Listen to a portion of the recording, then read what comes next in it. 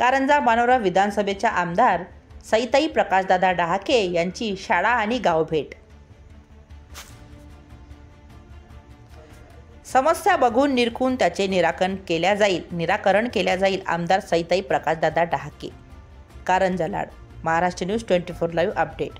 विधानसभेचे नुकतेच निवडणुका पार पडल्या आणि मंत्रीपद पालकमंत्री पद सर्वांना मिळाले। त्या अनुषंगाने कारंजा मानोरा विधानसभेच्या आमदार सईताई प्रकाशदादा डहाके यांनी आपल्या कार्याला सुरुवात केली असून गावभेटी दरम्यान त्या आपल्या विधानसभेमध्ये गावभेटी आणि शाळा पाहणे सुरू असून महाराष्ट्र न्यूज 24 लाईव्हच्या सहसंपादिका मोनाली मॅडम यांनी त्यांची घेतली छोटीशी मुलाखत। गावातील विविध समस्या आणि मराठी शाळेमधील अनेक समस्यांचे निराकरण होईल का? गावामध्ये रस्ते विकास, पाण्याचे, पिण्याचे पाणी, शिक्षण, आरोग्य अशा विविध मूलभूत गरजा ह्या पूर्णपणे पार पडू शकतात का? अशा प्रकारे आमदार खासदार आश्वासने देत असतात, परंतु त्यापैकी शासन प्रशासन जनतेच्या मूलभूत आणि विविध समस्यांचे निराकरण निश्चितच करते का? बेरोजगारी, अशिक्षित, मराठी शाळेमध्ये विविध समस्या, गावांमध्ये विविध समस्या ह्या गेल्या देश स्वतंत्र झाला तेव्हापासूनच आहेत आणि त्या समस्या विविध प्रकारे लक्षात घेऊन शासन प्रशासन त्याला दुरुस्त करण्याचे प्रयत्न सतत सुरूच असते। कारंजा मानोरा विधानसभेच्या लाभलेल्या स्थानिक आमदार सईताई प्रकाशदादा डहाके यांचे आश्वासनच नव्हे तर पूर्णपणे गावोगावी जाऊन त्यांची समस्या जाणून घेण्याकरिता गावभेटी दौरा सुरू करून गावातील इतर नागरिकांच्या समस्या जाणून घेत आहेत। त्या निमित्तानेच घेतलेली ही छोटीशी मुलाखत बघूया।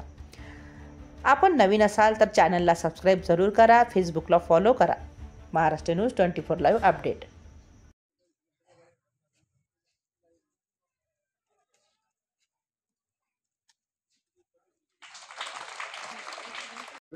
तर सईताई, आपण हा दौरा काढलेला आहे, तर महाराष्ट्रामधील फक्त विदर्भातच आपल्या शाळा पाहणी चालू आहे की अजूनही कुठे?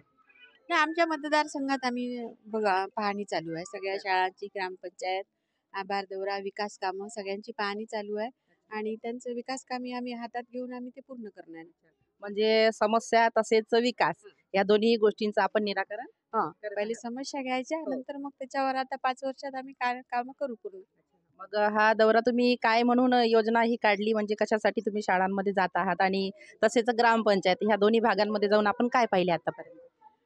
काही नाही, शाळेत काम व्यवस्थित चालू आहे की नाही, ग्रामपंचायत स्वतःच्या मालकीची आहे की नाही, इथे विकास कामं पूर्ण झाले की नाही, विद्यार्थी कसे शिकतात, टीचरचा स्टाफ पूर्ण आहे की नाही, हे पूर्ण आम्ही बघतो। काय हरकत नाही।